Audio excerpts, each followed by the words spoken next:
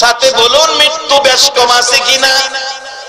তারপরও দেখা যায় কিতাবেতে পাওয়া যায় অন্য নবী রাসূলের কাছে আজরাইল যেভাবে যাইতেন আমার নবীর কাছে সেইভাবে যায় না।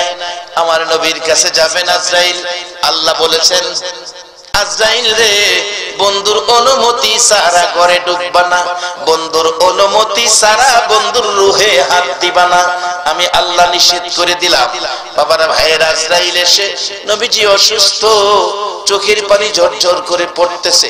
আম্মা জান আয়েশা সিদ্দিকা রাদিয়াল্লাহু তাআলা আনহার হুজরায় ছিলেন। আম্মা জান আয়েশা বলেন হুজুর কেন এইভাবে কাঁদতেছেন গো নবী, আপনার কি অসুস্থতার চাপ বেশি, কষ্ট ব্যথা বেশি হইতেছে? আমার নবী কান্দে, আয়েশা রে অসুস্থতার চাপ ব্যথায় কান্দি না রে আয়েশা, আমি কান্দি কিছুক্ষণের মধ্যে আজরাইল আসবে, আমি যদি দুনিয়ার থেকে বিদায় হয়ে যাই আমার এতিম উম্মতের কি উপায়? আমি আমার অসুস্থতার কষ্ট দুঃখের জন্য কাঁদি না, আমি কাঁদি রে আমার গুনাহগার উম্মতের জন্য। কিছুক্ষণ পরে সে ডাকলেন দরজায় আজরাইল, ইয়া রাসূলুল্লাহ দরজা খুলেন। খাতুনে জান্নাত ফাতেমাতুজ জাহরা ঘরে ছিলেন। বললেন আমার নবী ফাতেমা রে দরজাটা খুলে দাও। দরজা খুলতে গেলে ফাতেমা দেখে এমন এক লোক দাঁড়িয়ে আছে যাকে জীবনে কোনোদিন দেখি নাই, অপরিচিত লোক। বলল বাবা এই লোকটাকে চিনি না, দরজা খুলবো। বাবা দরজা খুলে দাও, এই লোকটারে তুমি চিনবা না, লোকটার নাম মালাকুল মাউত আজরাইল। কিছুক্ষণের মধ্যে তুমি ফাতেমা এতিম হইয়া যাইবা। ঘরে ঢুকলে নবীজির পাশে বসতে নবী বললেন আজরাইল কিছুক্ষণ বসো, আমার ভাই জিবরাইল আসো। আদম আলাইহিস সালাম থেকে শুরু করে ঈসা আলাইহিস সালাম পর্যন্ত সকল নবী রাসূলের জীবনী খুলুন, এত সময় কারো কাছে আজরাইল বসে না। আমার নবীর পাশে আজরাইল ঘন্টার পর ঘন্টা বসে রইছে। জিবরাইল এসেছে, হুজুর কাইদেন না, আল্লাহ আমারে পাঠাইছে, আপনার উম্মতের কোনো সমস্যা নাই, আপনার বিদায় আনতে, আপনার বিয়োগ আনতে, আপনার সকল উম্মতের দায়ী দায়িত্বের জন্য আমার আল্লাহ গার্জিয়ান হইয়া গেছে। হুজুর আমার আল্লাহ বলেছে আপনার উম্মতের কোনো না কোনো উসিলা দিয়া জান্নাতি বানাইয়া কবর নিবে, যেমন আজকের মাহফিলটাও এমন একটা উসিলা হয়ে যেতে পারে। একবার বলুন আল্লাহু আকবার। হুজুর কাঁদবেন না, এই মুহূর্তে আর কাঁদতে হবে না। আমার নবী বলেন এরে জিবরাইল আমি একটা কথা আমার আল্লাহর কাছে বলে দিতে চাই। কি কথা? আমি নবী হাসরের মাঠে আমার একটা উম্মত বাকি থাকা পর্যন্ত, জান্নাতবাসী না হওয়া পর্যন্ত আমি নবী হাসরের মাঠ ছাড়বো না। আমার আল্লাহ বলেন কথা দিলাম গো বন্ধু, তোমার একটা উম্মত বাকি থাকা পর্যন্ত আমি আল্লাহর জান্নাতের দরজাও বন্ধ করব না। আমার নবী ডাকলেন আজরাইল তোমার কাজ তুমি শুরু করো। আমার নবীজির বুক মুবারকের উপর হাতটা শুধু হালকা করে আজরাইল উপরে রাখলেন, হালকা করে রাখলেন। বাবা কোন নবী রাসূলের রূহ এইভাবে বের করে নাই, আমার নবী রূহ কিছুক্ষণের জন্য যেইভাবে বের করেছেন। হযরত ইদ্রিস আলাইহিস সালামের জীবনী খুলুন, ইদ্রিস আলাইহিস সালাম ডাকতেছেন আল্লাহ আজরাইল মানুষের রূহ বের করবে, বহু কষ্ট বলে হয়, আমার রূহটা যদি বের করত আমি দেখতাম কত কষ্ট হয়। আমার আল্লাহ কয় আজরাইল ধরো ধরো, ইদ্রিসকে ধরো। আজরাইল ধরলেন, রূহ বের করে নিলেন। বহুদিন পর আবার রূহ ফিরাইয়া দিলে ডাকতেছে আজরাইল কত কষ্ট দিছে আমার আল্লাহ ডাকে ইদ্রিস, কত কষ্ট। ইদ্রিস আলাইহিস সালাম ডাকে মাবুদ কত কষ্ট, মৃত্যুর যন্ত্রণা এত কষ্ট গো প্রভু, তোমার নবী হইয়া এত কষ্ট দিল, না জানি সাধারণ মানুষের কত কষ্ট দেয়। ইদ্রিস আলাইহিস সালাম বলছে, আল্লাহ এইভাবে আজরাইল আমাকে আক্রমণ করেছে, আমার রগগুলো ধরে উল্টা টাইনা সিরা বাইর করছে, আমার চামড়া চিলাইছে, গোশতের সাথে হাড্ডি রাখে নাই, হাড্ডির সাথে গোশত রাখে নাই, আমার কলিজা এমন শুকাইছে দুনিয়ার পানিতে আমার কলিজা ভিজবে না, এত কষ্ট দিয়েছে। আল্লাহ আমাকে বেহেশতি পানি খাওয়াও, না হয় আমার কষ্ট দূর হবে না। বেহেশতি পানি খাওয়ার জন্য নিয়েছে, একটু পানি বেহেশতের পানি খায়া আজরাইলের আক্রমণের বিপদ থেকে একটু শান্তি লাভ করেছে। নবী হইয়া আজরাইল এত চাপ দিয়েছে, এবার আমার আপনার নবীর পাশে আজরাইল এসে বসেছে, নবীজির বুক মুবারকের উপর হাতটা হালকা করে রাখছে। কত হালকা বোঝানোর জন্য বলছি, এই লিফলেটটা হ্যান্ডবিলটা একবারে ছোট্ট, আমার হাতের উপর যদি রাখা হয়, বলুন হাতের মধ্যে কোনো চাপ অনুভব করা যাবে কিনা, কোনো কষ্ট মনে হবে কিনা? এই কাগজটা রাখলে যেমন কোনো কষ্ট না, এর চেয়েও আরো হালকা করে আজরাইল নবীজির বুক মোবারকের উপর হাতটা রাখলে আমার নবী গাল বেয়ে বেয়ে চোখের পানি ছাড়ে।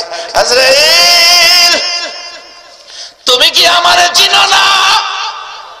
আমি যদি না হইতাম রে আজরাইল, তুমি হইতা না। তুমি কি আমারে চিনতে পারলা না? আমি যদি না হইতাম আল্লাহর আরশ কুরসি লৌহ কলম কিছুই হতো না। তুমি কেন আমাকে এত কষ্ট দিতেছো রে আজরাইল? আজরাইল বলেন, ইয়া রাসূলুল্লাহ, আমি তো কষ্ট দেই নাই, শুধু কাগজের মতো হালকা করে হাতটা আপনার উপরে রাখছি। আমার নবী কান্দে, আজরাইল তুমি তো বলতেছো হাতটা হালকা করে রাখছো, আমি দেখি রে আজরাইল এত কষ্ট এত ব্যথা পাইতেছি, মন কয় আমার বুকের উপর যেন 7টা আকাশ 7টা জমিন পুরাটাই বুকের উপর চাপাইয়া দিছো। আজরাইল, 7 আসমান 7 জমিন যদি বুকের উপর চাপাইয়া দেওয়া হয়, মনে হয় এত কষ্ট আমি পাইতাম না। আজরাইল রে, আমারে কষ্ট দাও নাই, তুমি বলেছো এত কষ্ট আমি পাইতেছি। আমার আল্লাহ বলেন, বন্ধু একটু কষ্ট তোমার দেওয়ার কারণ আছে, সেই কারণটা আইসা গেছে বাজান। আমার নবী বলছে, আজরাইল, ও আজরাইল, তোমার কাছে একটা আবদার করি, এই মুহূর্ত থেকে কিয়ামত পর্যন্ত আমার উম্মত যারা হবে রে আজরাইল, আমার উম্মত যারা হবে, একবার বলুন আল্লাহু আকবার, আমার উম্মত যারা হবে রে আজরাইল, এই মুহূর্ত থেকে কিয়ামত পর্যন্ত আমার উম্মতের রূহ বের করতে যা কষ্ট তুমি দিবা, একটা আবদার করি, সকল উম্মতের রূহ বের করার কষ্ট ব্যথা দুঃখ সব আমি মুহাম্মদের বুকে চাপাইয়া দাও।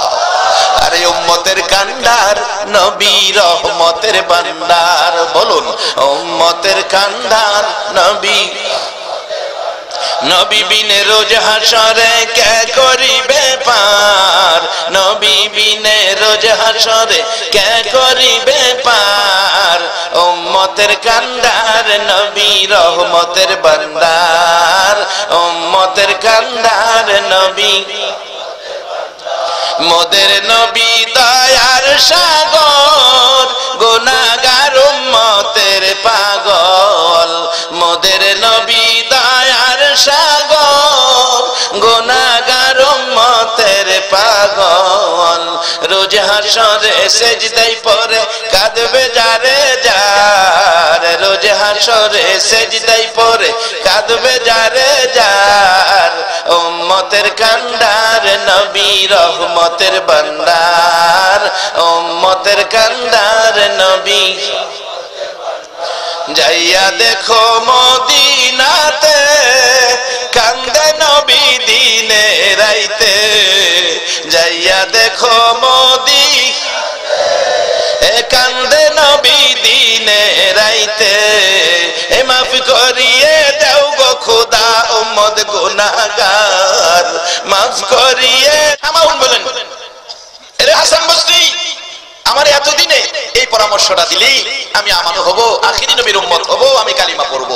তবে শর্ত হলো, আমার নবীর হাদিস শর্ত পেয়েছি, মান ক্বালা লা ইলাহা ইল্লাল্লাহু ফাদাখালাল জান্নাহ, হাসান বসরি রে, তুমি একটা লিখিত দাও, তুমি একটা লিখিত দাও, তুমি যে আমারে কালিমা পড়াইছো, আখিরি নবীর উম্মত বানাইছো, আমানু বানাইছো। আল্লাহ ওয়ালারা, আল্লাহর ওলিরা কি করে? আমানু বানাইছো। তুমি একটা লিখিত দাও, আমি কবরে যাইয়া প্রশ্নের সম্মুখীন হলে লেখাটা দেখাবো। আর কিছু আনতে পারি নাই, এই যে দেখো সামাউন আমানু হয়ে আসছে। হাসান বসরি রহমাতুল্লাহ আলাইহি কালিমা পড়াইয়া আমাকে আখিরি নবীর উম্মত বানাইছে। আরে হাসান বসরি শুধু লেখাটাই নয়, আমার মৃত্যু হয়ে গেলে কালিমা পড়ার পর তুমি আমার নিজের হাতে গোসলটা দিও। বাবারা গোসল দিবে, বড়ি পাতার গরম পানি, সাদা কাফন পরাবে প্রত্যেকে দেই বাবা। আমি সহ আমি নিজে এখন থেকে নিজের প্রস্তুতি করতেছি। একটা ছেলেরে মাদ্রাসায় দিছি, ছেলেটা আলেম হবে, ক্লাস 9 এ পড়তেছে, এবছর 10 এ উঠে গেছে, আলেম হবে। আমি বলেছি বাবা জানাজার নামাজের নিয়ত ভালো করে শিখো, তোমারে মাদ্রাসায় পড়াইছি তোমার রোজগার খাওয়ার জন্য নয় গো বাবা। আমার যেদিন মৃত্যু হবে সাদা কাফনের প্যাকেট হব, যেদিন আমার জানাজার সামনে শুয়াইয়া তোমার বড় ভাই আমার বড় ছেলে চোখের পানি ছেড়ে ছেড়ে বলবে আমার বাবারে মাফ করে দিও, সেদিন তুমি আমার ছেলে আলেম হইয়া তুমি আমার জানাজাটা পড়বে, এটাই জীবনের শেষ আশা। বাবারা মুর্দারকে গোসল দিয়ে কাফন পরাইয়া মাথার বানটা খুইলা রাখে লোকেরা দেখার জন্য। এমন সময় মাথার বান যখন আবার দিয়ে ফেলে মুর্দার কাঁদতে থাকে, ও আমার বন্ধুরা আমার এই 3 বাচ্চাটা কাঁদতেছে, তোমরা আমার বানটা খুইলা দাও, আমি আমার বাচ্চাটারে আরেকটা বার দেখা যায়। বলুন এই সময় আমাদের প্রত্যেকের সামনে আসতেছে কিনা? আরে বাবারা আমার নবী বলেছে, নবী পরামর্শ দিয়েছে কাফাবিল মাউতি ওয়াইদান, আর ওয়াজ লাগে না একটা ওয়াজ যথেষ্ট। মৃত্যুর কথাটাকে যখন স্মরণ রাখবেন, মৃত্যুর কথাটা স্মরণ থাকলে একটা ওয়াজই যথেষ্ট হয়। বাজার আমার লাগানো গাছ থাকবে, আমার বান্দা বিল্ডিং থাকবে, আমার কষ্টের রোজগারের টাকা ব্যাংকে পড়ে থাকবে, আমার শুধু সাদা কাফনটা দিয়া খবরও পাঠাবে। সেদিন প্রত্যেকের সামনে আছে কিনা বাজার একটু হিসাব করার জন্য নবী পরামর্শ দিয়েছে। আর দুনিয়াও মাজরাতুল আখিরা, দুনিয়াটা আখিরাতের বাজার। বাজার মার পেটে ছিলাম, রূহের জগতে ছিলাম, রূহের জগতে বাজার নাই, মার পেটে ছিলাম বাজার নাই। কবরে যাব একটা পুরি সার দোকানও পাইবেন না, বাজার হাসরের মাঠে যাবেন তরি তরকারির দোকান পাবেন না। দোকান হইল দুনিয়াতে। রাসূল পরামর্শ দিয়েছে রোজগার যা করেন এখান থেকেই করেন। আজকে যারা মাহফিলে বসে আছো গো, তোমরা কবরের শান্তির বাজার দিয়া ভইরা ফালাইছো। একবার বলুন আল্লাহু আকবার।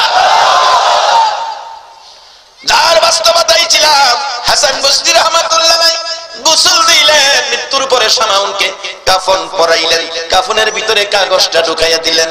জানাজা শেষে কবরে দাফন করে বাড়িতে এসে ঘুমিয়ে গেলেন। আল্লাহর ওলি হাসান বসরির জীবনীতে লেখে রাত্র গভীর স্বপ্নে দেখতেছে সামাউন জান্নাতি পোশাক পরে আয়েশা ডাকতেছে, হাসান বসরি এই তোমার কাগজটা তোমার দেওয়ার জন্য আসছি, এই তোমার কাগজ তুমি নিয়ে যাও, তোমার কাগজ আমার প্রয়োজন পড়ে নাই রে হাসান বসরি। আমি আখিরি নবীর উম্মত হইয়া নবীর কালিমাটা লইয়া কবরে যাওয়ার কারণে আমার আল্লাহ আমার জান্নাত দান করে দিয়েছে।